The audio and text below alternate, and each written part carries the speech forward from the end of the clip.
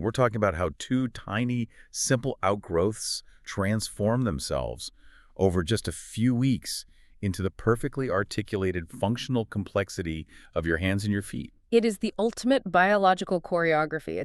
It's a miracle of coordination, really. It really is. When we talk about development, the first thing we absolutely need is a clear timeline. Our sources lay out a very strict, almost brutally efficient, 4-week window for the core blueprint. That's right. The crucial window for laying down all the foundational anatomy, the skeleton, the major muscle groups, the nerves, the joints. It spans roughly from the beginning of week 4 to the end of week 8 of gestation. So it's 4 weeks. Just 4 weeks. And the sequence follows a distinct craniocaudal pattern. You mean head to tail? Exactly, head to tail. So the upper limbs emerge first, typically appearing around day 24 or 25. Right. And then they're followed closely by the lower limbs, maybe a day or two later, so around day 26 or 27. And the placement of these early buds isn't random, is it? It can't be. Not at all. It's incredibly precise. The upper limb buds, which will become your arms, are initially positioned slightly ahead of their final position relative to the trunk. They're in the lower cervical and upper thoracic regions. Okay. And the lower limbs, which form a bit later, are positioned near the region that will later host the umbilical exenteration. And this initial spacing, this timing, that's what sets up everything else, right? It's absolutely critical. It dictates the final organization of the nerve plexuses. So you have the brachial plexus for the upper limb and the lumbosacral plexus for the lower. And it all stems from that initial position. It's amazing. It is. So by the time the fetus is 8 weeks old, which, marks the end of the embryonic period, the hands and feet already possess the foundational anatomy. It's just in miniature. The construction phase is essentially complete. And the rest of the time is just growth and maturation. So we start with a small bump, a limb bud, and just 8 weeks later, we have something that's recognizable as a hand with separating digits and everything. How does that initial bump, that early tissue mass, actually form and acquire all the specialized cells it needs? To understand the limb bud, we have to first look at its origins. It's essentially a 2-layered protrusion, just 2 simple layers to start. Okay, so what are the 2 layers? The bulk of the structure, so the internal scaffolding and all the soft tissue, comes from the lateral plate mesoderm, the LPM. Okay, lateral plate mesoderm. Just as a quick refresher for everyone, that's one of the major layers of the early embryo, right? It is. It's the layer that gives rise to things like the circulatory system, the body cavities, and in this case, the core of the limbs. So this mesoderm is the engine room. It provides all the structural support. The engine room. I like that. So it's providing everything that defines the limb. Precisely. The LPM gives rise to everything internal that defines the function of the limb. So the bone, the cartilage, the connective tissue like tendons and ligaments, all the vessels, the fat. This mesenchymal core is what determines the limb's final shape and its eventual size. So that's the inside. What forms the envelope, the external covering? That is the ectoderm, the outer layer of tissue. This ectoderm, which initially just surrounds the entire bud, differentiates to form the epidermis, which is your skin, and then later all the specialized structures like nails and the various glands in the skin. And I'm guessing this isn't a passive relationship. The skin isn't just a bag for the other stuff. Not at all. The relationship between the mesoderm and the overlying ectoderm is not passive in the slightest. They have to continuously communicate for development to proceed correctly. It's a constant dialogue. But a functional limb isn't just bone, cartilage, and skin. It needs movement, which requires muscle, and it needs sensation, which requires nerves. We know those tissues don't just pop up in the lateral plate mesoderm itself. So who are the guest stars that travel into this construction site? That is a perfect way to put it.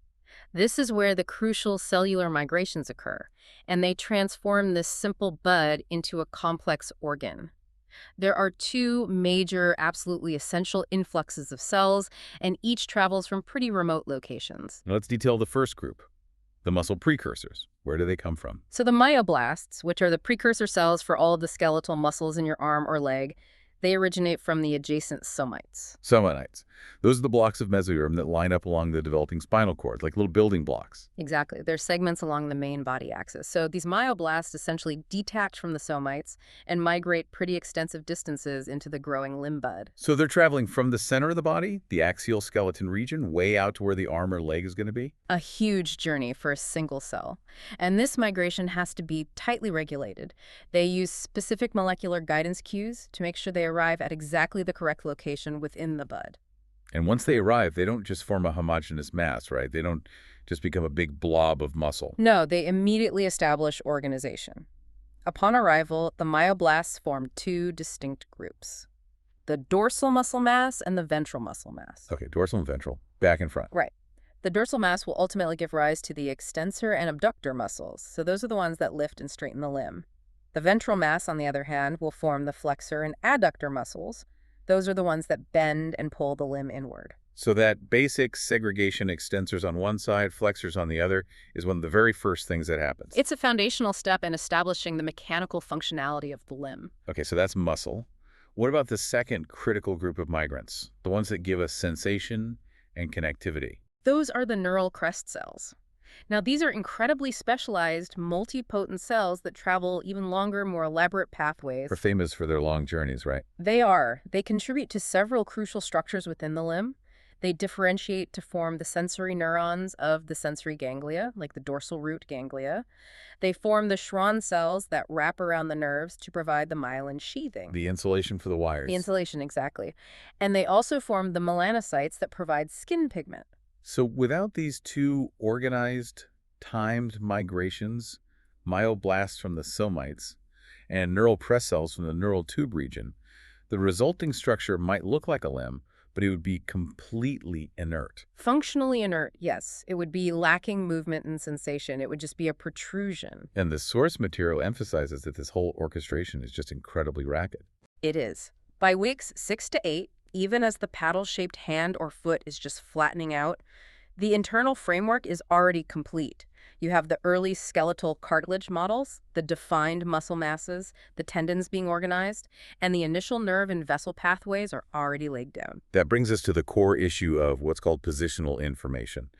We have this growing mass of cells, but how does the body tell one specific cell, you must become a bone cell in the distal phalanx of the little finger, and not say, you are an elbow joint capsule? It needs three-dimensional instruction. It needs a cellular GPS system, and that system is established through 3 perpendicular axes of development. For you listening, let's try and conceptualize this as X, Y, and Z coordinates. If a cell knows its position on all 3 of those axes, its identity is fixed. So what defines the first and arguably the most important axis? That would be axis 1, proxima distal. We call it PD. This is the growth axis defining the length of the limb. It progresses from the trunk, which is proximal, outward to the furthest tip, the digits, which are distal. Okay, so from shoulder to fingertip? Exactly. This is the primary axis of outgrowth, and significantly, the PD polarity is established first. It's the first decision that gets made. It is, and the position along this axis is determined by a cell's relative position to the central organizing region, which we'll get into shortly, the apical ectodermal ridge, or AER. And what's the mechanism? How does it get longer? The key to PD growth is continuous, massive cell proliferation in the apical subectodermal mesenchyme. The cells that leave this area of proliferation first are the ones that form the proximal structures, like the humerus. And the ones that hang around the longest? The ones that leave last form the most distal structures, like the fingertips. It's a mechanism based on temporal exposure to growth factors. It's all about timing. So PD is how long? Now let's establish front to back, the difference between your thumb and your pinky. Great. That is axis 2, craniocaudal, or CC. This is the anterior or front headward versus posterior or back tailward axis. Okay, give us an example. In the upper limb, this defines the position of the radius and thumb, which are anterior, versus the ulna and little finger, which are posterior. In the lower limb, it's the tibia and big toe versus the fibula and little toe. And what controls that? The patterning along this CC axis is fundamentally regulated by a very specialized region located at the caudal or posterior border of the limb bud.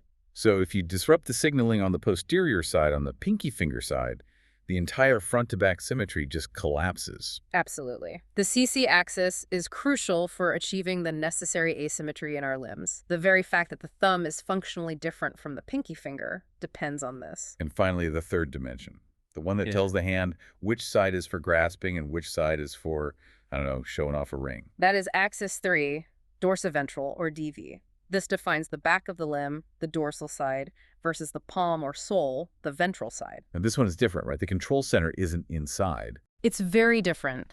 Unlike the PD and CC axes, which are driven primarily by the internal mesenchyme, the DV axis is almost entirely controlled by signals coming from the overlying ectoderm.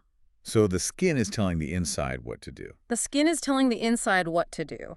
The ectoderm signals must inform the internal structures whether they should develop flexor tendons on the ventral side or extensor tendons on the dorsal side, and whether the skin itself should be thick and ridged like a palm or thin and hairy like the back of your hand. The coordination of these three axes is really what makes the limb functional. If you get the PD axis right, you have the right length of bone. Right. If you get the CC axis right, you have the right structures on the right sides, the thumb where the thumb should be. Yes. And if you get the DB axis right, your hand isn't just a paddle of two palms. And the source material really stresses that while we conceptualize them as three separate axes, their development involves complex, interrelated, and simultaneous cell-to-cell interactions.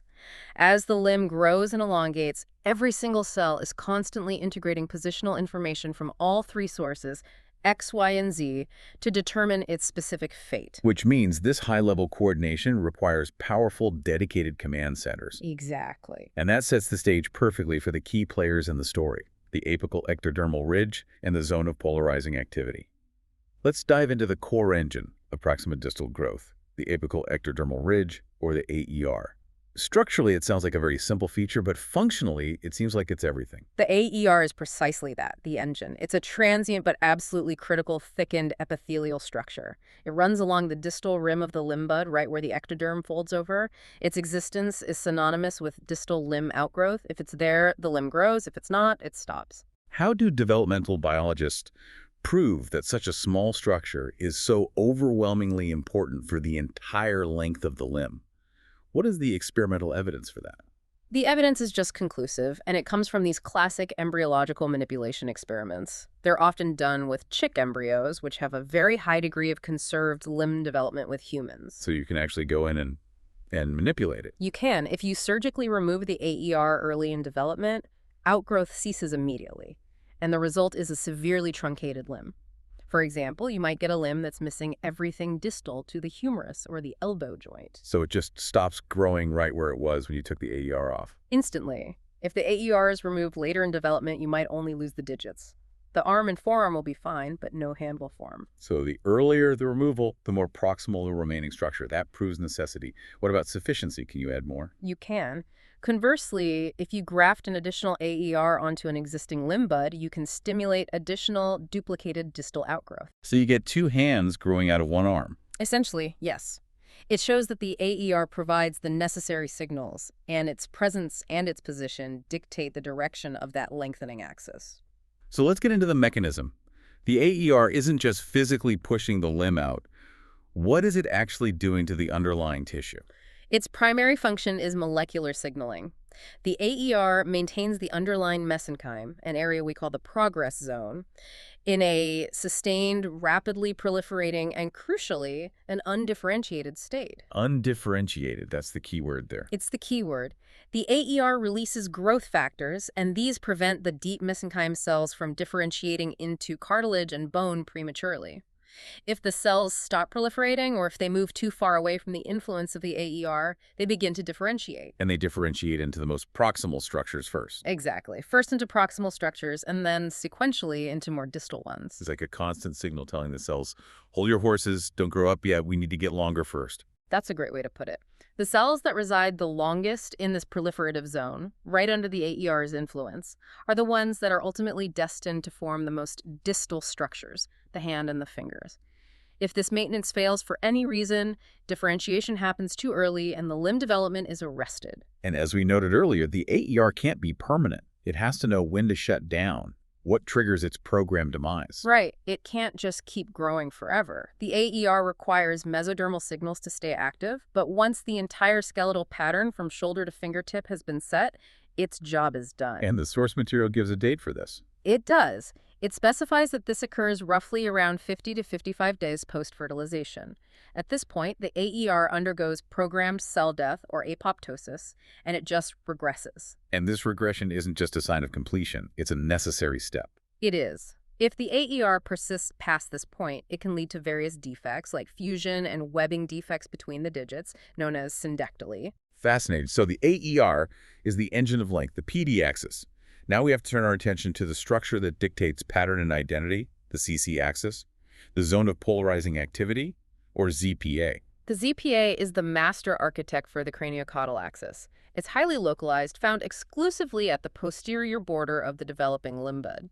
The pinky finger side. Always the pinky finger side. It functions by providing detailed positional information to the mesenchyme, instructing cells on their anterior to posterior fate. This structure's power is best demonstrated by that classic grafting experiment. I think we have to detail that because it provides such a deep insight into how this positional information is actually conveyed. The ZPA grafting experiment is indeed the quintessential demonstration of what we call a morphogen. It's beautiful in its simplicity.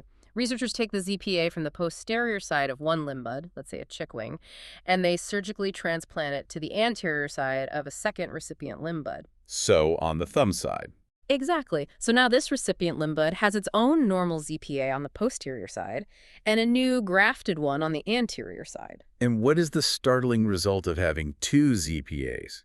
The original posterior one and this new grafted anterior one. The result is a striking, perfectly mirrored duplication of the limb structures. Instead of the normal asymmetry of a hand or wing, the limb develops extra digits or elements that are mirrored across the center. Can you give us the sequence? Sure. If the normal chick wing digit pattern is 2, 3, 4, going from anterior to posterior, the duplicated limb will exhibit a sequence like 4, 3, 2, 2, 3, 4. Wow. The digit 4, which is the most posterior digit, develops right next to the grafted ZPA. This shows that the ZPA is actively instructing the adjacent anterior mesenchyme to adopt a posterior identity. This means the ZPA isn't a physical template, it's a signaling source. That signal must be a diffusible molecule, a morphogen, that's creating a measurable gradient. That's absolutely correct. The molecule responsible for this potent signaling is the protein sonic hedgehog, or SH. The famous sonic hedgehog. The one and only. The ZPA is defined by its ability to synthesize and release SH in a concentration gradient that radiates outward from the posterior border toward the anterior border. This is a critical insight for you listening. The developmental identity is determined by dosage. It's not just on or off. How does that gradient translate into the specific identities of, say, digits 1 through 5 in a human hand? It's a precise calculation based on both concentration and the duration of exposure to SH. The source specifies that cells that are closest to the ZPA and therefore exposed to the highest SH concentration are specified as the most posterior elements. So the on the bone and digits 4 and 5 a ring and little fingers? Exactly. As you move anteriorly away from the ZPA, the SH concentration drops off significantly. So digit 3, the middle finger, gets a moderate concentration. Moderate concentration for a moderate amount of time. And the most anterior structures, like the radius bone in digits 1 and 2, the thumb and index finger, are specified by the lowest concentration of SH. Or maybe no shift at all. Or perhaps even the complete absence of SH signaling. That might allow them to follow their default anterior programming. This sensitivity is incredible. It means that if the timing of SHRE's release is slightly off, or the gradient is flattened for some reason, you get defects in the number and identity of the digits. The genius of this process is that the AER, which controls length, and the ZPA, which controls pattern, aren't operating independently. They're locked in a relentless communication loop. Let's detail that essential loop between the mesenchyme, the ZPA, and the ectoderm, the AER. This reciprocal induction is the absolute key to sustained and patterned growth. The AER, the epithelial ridge on the outside, releases a family of signaling proteins called FGFs, or fibroblast growth factors. Which ones specifically? Particularly FGF8 and FGF4. These FGFs bathe the underlying progress zone mesenchyme, and that's what maintains its rapidly proliferative state. That's the keep growing, don't differentiate signal we talked about. And the mesenchyme has to return the favor to keep the AER active. Precisely. The mesenchyme, specifically the ZPA cells, releases sonic hedgehog. Shh. The sh signal then acts directly back upon the AER, ensuring that it continues to synthesize and release those FGFs. It's a feedback loop. A perfect feedback loop. If for any reason the sh signal from the ZPA drops off, the AER loses its maintenance signal. FGF production stops, the progress zone differentiates, and the limb terminates prematurely. So the system is designed so that the growth engine, the AER, requires the patterning center, the ZPA, to survive and vice versa. They depend on each other. They absolutely do. That's managing the local neighborhood. But we still haven't discussed the long-range planning telling the shoulder, which is proximal, to be fundamentally different from the wrist, which is distal. That must be genetically predefined. It is, and that's the job of the Hox code. These genes are the ultimate long-range architects for the body plan. The source emphasizes the critical role of the HOXD gene cluster, specifically HOXD9 through D13. How does this code map the PD axis? How does it work? The HOXD genes are expressed in a nested sequential fashion. The most proximal elements, the stylopod, which is your humerus or femur, express only the most upstream genes in the cluster, like HOXD9. So just one or two genes are turned on for the upper arm. Right. As you move distally into the zeugopod, the forearm or lower leg, the expression domain expands to include genes like HOXD11. And for the most complex distal part, the hand or foot. The most distal elements, which we call the autopod, your hands and feet, express the full, complex complement of HOXD genes, including the final member, HOXD13. This sequential expression pattern acts like a developmental clock or a spatial marker, dictating the regional identity of the skeleton all the way down the PD axis. And there are direct clinical consequences when this code gets messed up. Profound consequences. Mutations in genes like HOXD13 are directly linked to congenital human limb abnormalities, most famously synpolydactyly, Which is? it's where the digits are often fused, shortened, and duplicated. It's a direct reflection of a breakdown in this positional specification code. So we have the PD axis covered by the AER, FGFs, and the HOX code. We have the CC axis covered by the ZPA and Let's just return briefly to that third axis, DV, dorsiventral. The difference between the palm and the back of the hand. What drives that again? As we established, the DV axis is controlled by the overlying ectoderm. The dorsal ectoderm, so the skin on the back of the hand, releases a signaling molecule called WNT7A. The sustained presence of WNT7A specifies the dorsal fate. It regulates the development of dorsal structures like the extensor tendons and the back of the hand. Okay, so WNT7A means be the back of the hand. What mechanism ensures the ventral side, the palm, does not become dorsal? The cells on the ventral ectoderm express another transcription factor called engrailed 1 or N1. N1 acts to suppress the dorsal signals. It basically blocks WNT7A, ensuring that the ventral surface differentiates into the palm or sole, characterized by thicker skin and the initiation of flexor tendons. And the failure consequence is the most telling evidence of this mechanism, isn't it? Indeed. If there is a failure in the production of WNT7 due to a mutation or experimental removal, the default fate takes over. The source notes that the resulting limb displays ventral structures on both sides. You get a hand with two palms. You literally get a hand with two palms lacking all dorsal features. So we have growth factors like FGFs, we have patterning morphogens like SH and WNT7A, and we have long-range transcription factors like the HOXD genes. This system sounds incredibly robust, but also incredibly vulnerable to interruption. Which brings us to the built-in brake system. There have to be a brake. Every growth system needs regulation, and the brake system is mediated by bone morphogenetic proteins, or BMPs. BMPs act to inhibit the essential FGF signals from the AER. So, if BMPs are active, the AER regresses, and growth stops. So BMPs are the natural termination signal. They're the stop growing now command. Yeah. We need something to fight that signal until the very last minute. And that's the job of the critical inhibitor, gremlin. The source describes gremlin as a powerful BMP antagonist. Gremlin effectively blocks the BMPs, preventing them from turning off the FGF signal from the AER. So it's an inhibitor of an inhibitor. Exactly. This ensures that the AER remains active and maintains the progress zone long enough to form all the distal elements, right down to the fingertips. This sounds like a biological tug-of-war for the fate of the digits. It is, and the vulnerability here is profound. If the production of gremlin is lost or suppressed prematurely, and this is a failure mechanism implicated in some reduction defects, the BMPs gain the upper hand. And growth stops. The AER quickly regresses, and the limb development stalls, leading to severe truncation. This is the molecular mechanism underlying many forms of severe limb reduction defects, like phocomelia. Phocomelia, where the hand or foot forms, but the connecting structures, like the arm and forearm, are missing or extremely short. Exactly. It proves that maintaining the signal is just as vital as initiating the signal in the first place. The detail here is just staggering. It really underscores that these limb defects are often not a failure to start growth, but a failure to precisely maintain this delicate feedback loop between these three molecular players, FGF, BMP, and gremlin. With the blueprint set and the growth axis established by these signaling centers, the actual construction can begin. The growing mesenchyme has to now turn into the architecture of the skeleton, the joints, and the muscle masses. Let's start with the skeleton, skeletogenesis. The formation of the long bones, the essential scaffolding, begins not as bone, but as cartilage.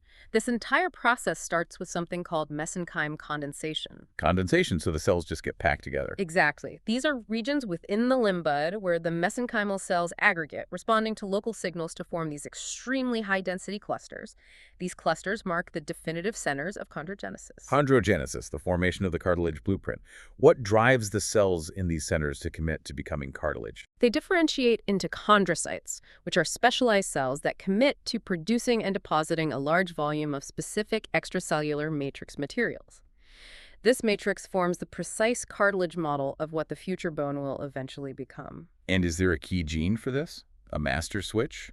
The source points to the transcription factor SOX9 as being absolutely essential here.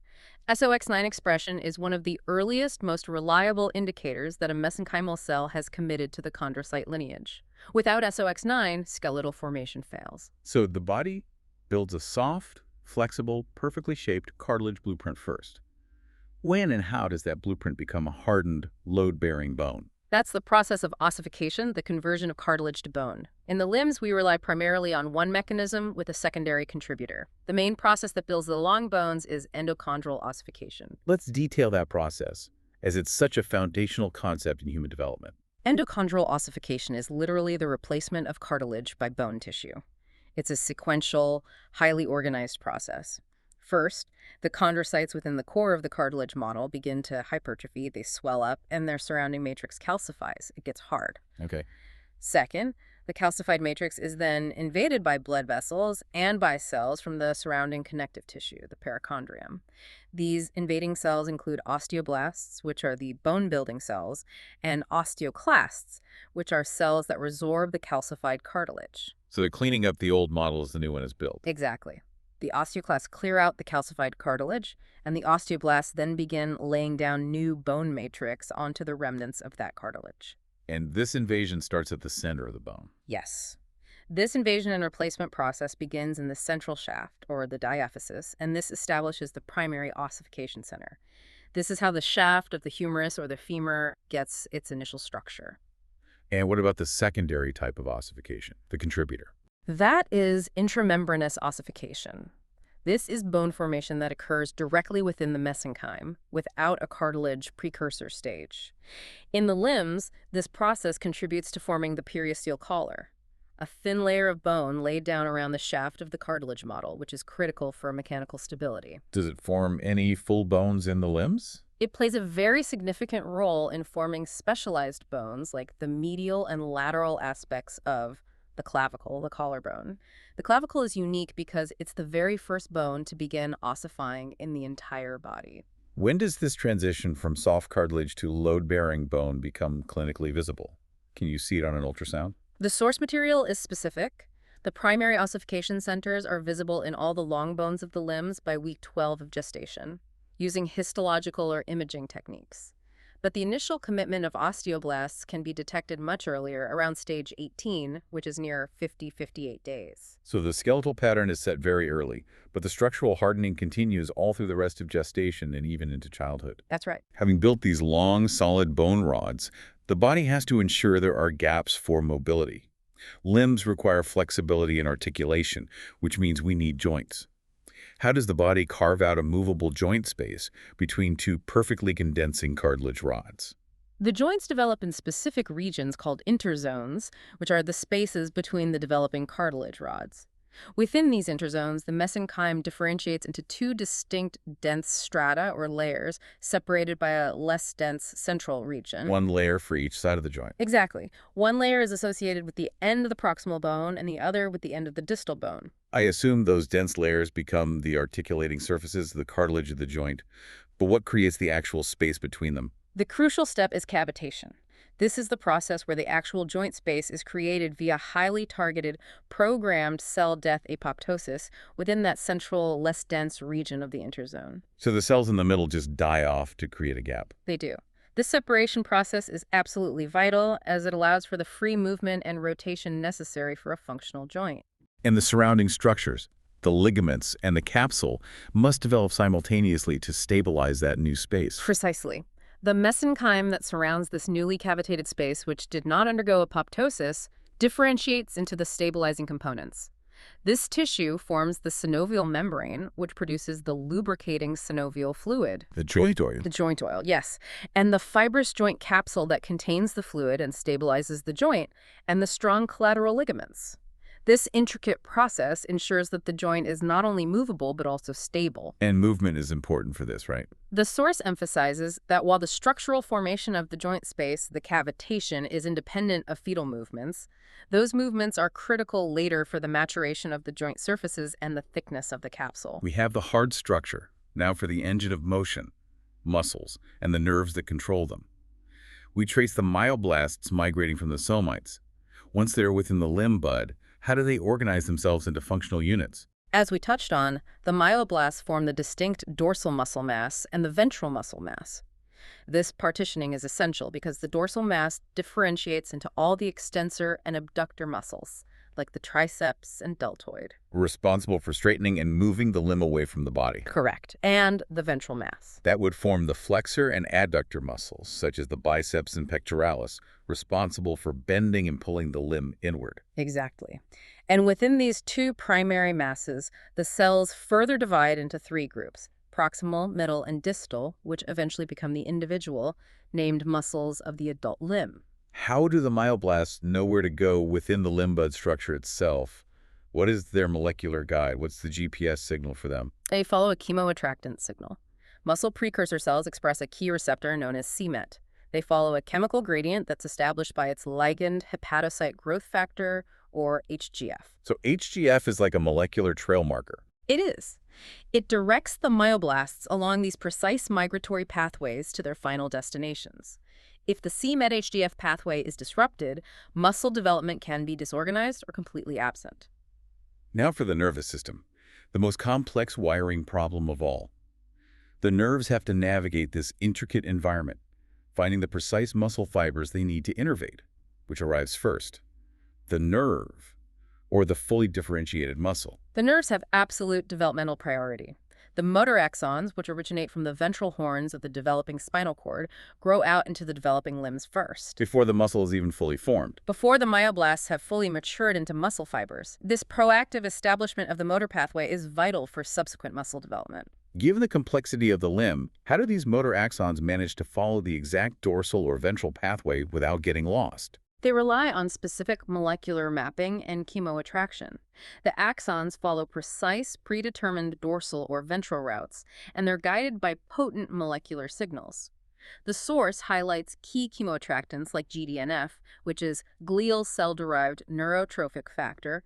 It promotes motor neuron survival and directs their growth. So there are different signals for the dorsal and ventral pathways. There are. The motor neurons that enter the dorsal muscle mass express a different set of surface markers than those entering the ventral mass. This reflects their deep commitment to the DV axis from the moment they exit the spinal cord.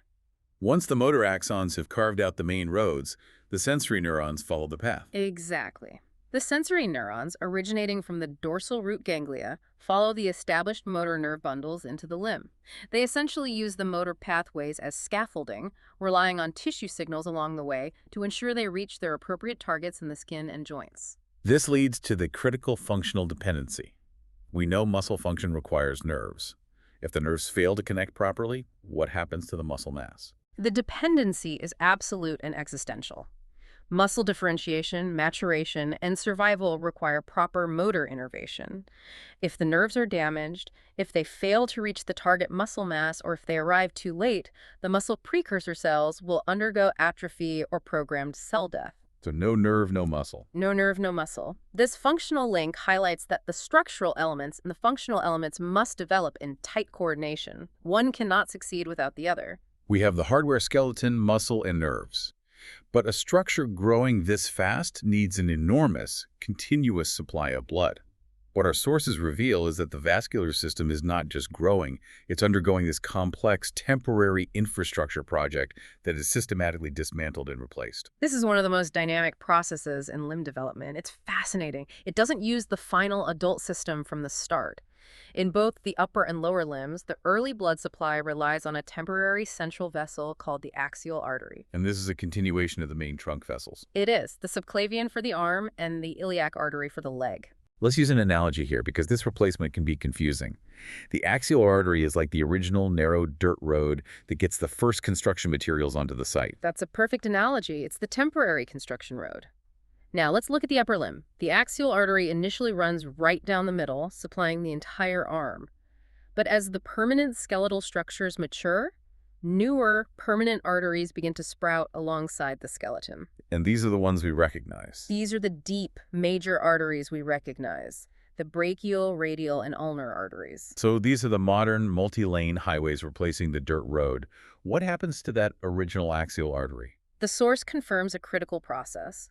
The original axial artery largely regresses. It disappears entirely for the most part. It leaves behind only small, non-essential remnants. So it doesn't vanish completely. It maintains one vital functional connection. A small distal segment remains to form the deep palmar arch in the hand, which is crucial for perfusion of the hand and fingers. The shift to the brachial radial ulnar system is complete by around stage 23 of the embryo. The lower limb arterial shift, which is documented in the source, sounds even more dramatic in terms of shifting dominance. It is a classic textbook example of developmental vascular takeover. Early in development, the ischiatic artery, which is derived from the internal iliac, is the dominant vessel. It's massive, and it supplies the entire lower limb running along the posterior side. Back of the leg. The back of the leg. Then a rival system, the external iliac femoral system, develops rapidly. And this femoral system takes over the primary role because it's just superior in terms of supply, volume, and reach. Exactly. The external iliac forms the robust femoral artery, which extends down and rapidly assumes the primary blood supply role for the vast majority of the leg. This marks the moment of shifting dominance. So once the femoral system is established, the original dominant ischiatic artery regresses, much like the axial artery in the arm. It regresses almost entirely. By the end of the embryonic period, the proximal portion of the ischiatic artery may remain as small branches, contributing slightly to the popliteal and common peroneal arteries, but the bulk of the supply is handled by the femoral system. So this rigorous growth and programmed regression ensures that the mature limb has an efficient, properly routed vascular network suited for its size and its metabolic demands. Precisely. What about the veins? Do they also undergo such a complete structural overhaul? The venous development is less about a complete axial replacement and more about consolidation and specialization. Veins form from these extensive primitive capillary plexuses within the mesenchyme. So they start as a net. A net, yes. And these plexuses coalesce and mature to form the two main venous systems. The deep vessels, which run parallel to the main arteries, the brachial, the femoral, and the superficial vessels, which drain the skin and superficial tissue before eventually joining the deep system closer to the trunk. And when is that system in place? The major deep vessels are established by the end of week 13. The limbs are highly specialized, but their function depends entirely on their connection to the axial skeleton via the girdles. Do the pectoral, the shoulder, and pelvic, the hip, girdles develop using the same exact rules as the limbs themselves. They follow similar rules regarding endochondral ossification, but their cellular origins are more complex. They feature contributions from systems we wouldn't necessarily expect. Let's look at the pectoral girdle first. It displays what the source calls a split origin. Detail that split origin for us. What does that mean? The scapula, your shoulder blade, develops largely from mesenchyme derived from the somites, which is similar to the origin of the limb muscles. This is a typical mesodermal origin. However, the clavicle, the collarbone, has a distinct origin. How so? It develops largely via intramembranous ossification direct bone formation without a cartilage model. And parts of it, especially the medial portion, involve contributions from the highly mobile neural crest cells. The same cells that migrated in to form nerves and melanocytes. It's the very same. So the clavicle is this unique mix of early ossification and neural crest contribution, setting it apart from the rest of the limb skeleton. Absolutely. And the shoulder joint itself, the glenohumeral joint, is complex. It's a very shallow articulation, and it relies heavily on the surrounding muscle masses, the rotator cuff, for its stability, much more so than the deep socket of the hip. Moving to the pelvic girdle, what defines its structure? The pelvic girdle is characterized by its tripartite origin. The central point, the acetabulum, which is the hip socket, is formed precisely where three specific bones meet: the ilium, the ischium, and the pubis. So 3 separate bones form one socket. They do. These three elements initially form a single, large cartilaginous structure that must eventually fuse together at this central point. The pelvic girdle seems to have a stronger and maybe more alarming clinical connection due to its proximity to other proximal organs during early development. That's a critical point emphasized by the source material. Due to the shared origin of the pelvic girdle mesenchyme with the adjacent urogenital system and the cloaca, developmental anomalies in one system frequently co-occur with defects in the other. Can you give us a specific example of this shared failure? Certainly. Anomalies of the pelvic girdle often co-occur with severe congenital defects like bladder exstrophy, where the bladder is exposed externally, or other cloacal and urogenital defects. And why is that? It indicates that a disruption in the early regional patterning signals, potentially involving transcription factors like PAX1 and PAX3, which are expressed in the associated Semitic mesenchyme, can simultaneously impair the development of both the lower spine pelvis and the proximal organ systems. It's a powerful lesson in how early systemic mesodermal errors can cascade into what seem like disparate anatomical defects. It really reminds us that nothing in the embryo develops in isolation. Everything is interconnected and reliant on shared source materials. We've traced the limb from a molecular signal to a miniature, fully architected structure. Now we have to examine function. When does movement begin, and why is it so important? The initiation of function starts surprisingly early. Our sources indicate that independent observable limb movements are detectable around 7 postmenstrual weeks. 7 weeks. That's right at the beginning of the fetal period. It is. These start as subtle twitching and generalized movements. It's astonishingly early. And when do they get more complex? By 10 to 13 weeks, these movements become organized, coordinated, and highly stereotypic. You can detect complex motions, including subtle finger and toe movements, via ultrasound. Why are these movements so crucial, especially given that the bones are still largely soft cartilage? Is it merely a biological confirmation of a functioning nervous system? It's much more profound than just a sign of life. These movements are absolutely essential mechanical stimuli that are required for normal structural maturation. The continuous mechanical stresses, strains, and pressures generated by the fetus moving its limbs are necessary for a few key things. Okay, what are they? 1. Proper joint formation, particularly the shaping of the articular surfaces. 2. The full development of the joint capsule and ligaments. And 3. Preventing muscular atrophy. So the structures develop based on the functional load they anticipate receiving. If a fetus were unable to move its limbs, the joints would likely be improperly formed and potentially even fused together. Precisely. The mechanical environment is a necessary input for refinement. The constant movement of joints is also essential for maintaining the health of the articulating cartilage surfaces. This movement makes ultrasound monitoring an invaluable tool. How do clinicians track this ultra-fast developmental process? Ultrasound monitoring is our window into this process, and clinically, tracking limb growth is a key diagnostic procedure. A specific metric, femur length, is rigorously monitored throughout gestation. And that's often compared to head circumference and abdominal measurements. Yes. What does a deviation in the femur length specifically signal to a clinician? Why that bone? Short limb display, where the femur length falls significantly below the expected range for gestational age, is a critical red flag.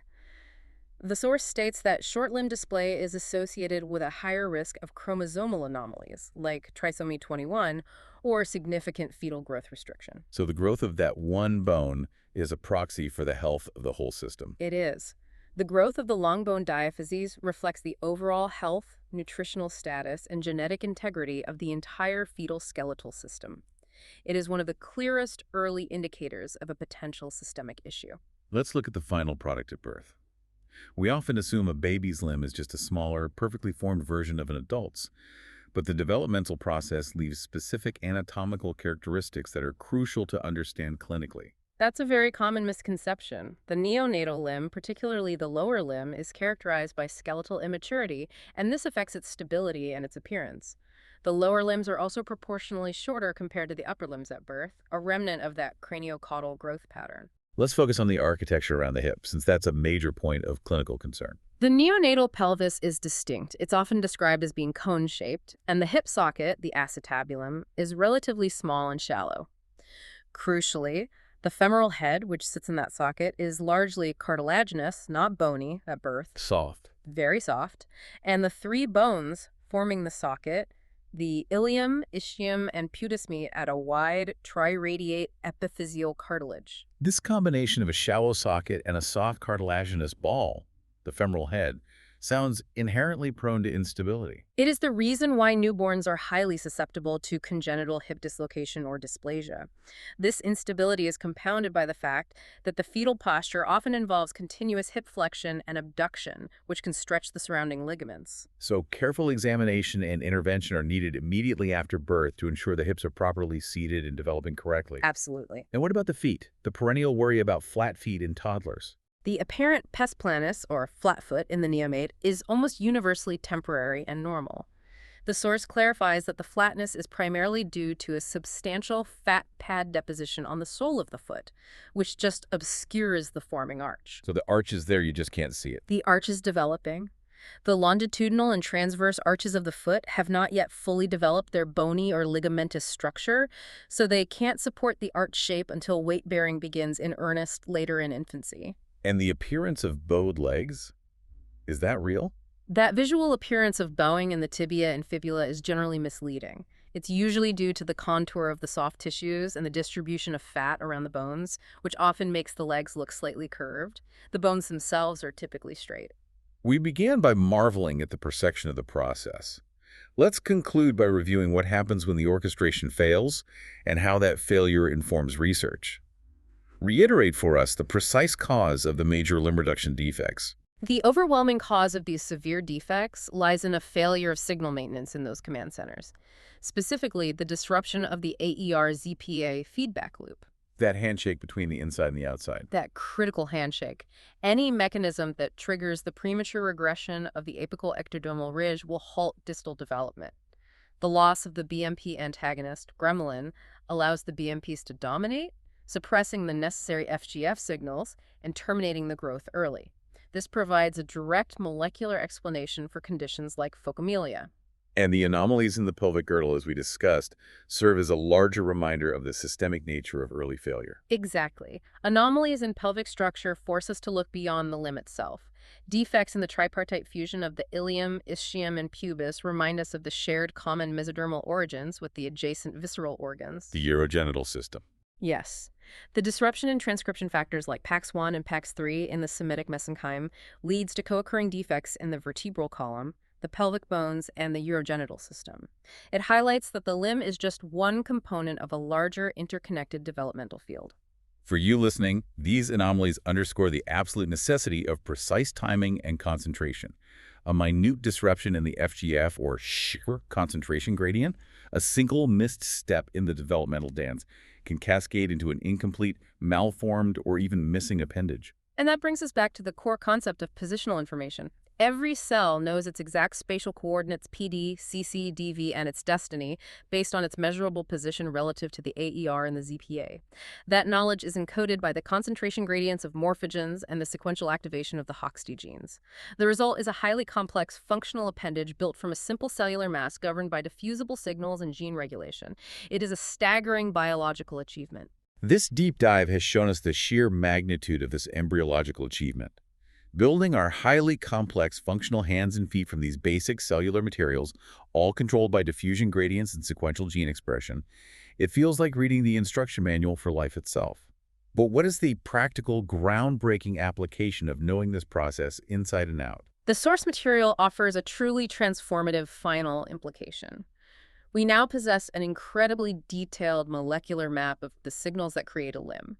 The question is no longer how to build one, but how to rebuild one. Rebuild one. Rebuild one. We understand that animals like salamanders and newts can regenerate lost limbs by essentially reactivating this embryonic program. They reestablish a form of AER and ZPA signaling in the adult context. So understanding the signaling pathways that drive embryonic growth, the Schwadian, the FGF loops, the 1-7A signals, could be the key to unlocking human regeneration. That is the ultimate so what. Research is actively applying this knowledge. If we can determine how to safely and locally restart the HOX code expression and reestablish that FGF-ESH feedback loop in damaged adult human tissue, we could move beyond our current limitations. So the final provocative thought is this. If developmental biologists can learn to precisely manipulate these embryonic growth signals, Could human medicine eventually evolve past prosthetics, past transplants, and achieve genuine functional limb regeneration? Giving us back what was lost, all based on a script written in the first 8 weeks of life. It's the ultimate goal. A stunning thought to end on, transforming our understanding of embryology into the frontier of regenerative medicine. Thank you for joining us on this incredibly detailed deep dive into the orchestrated development of the wings.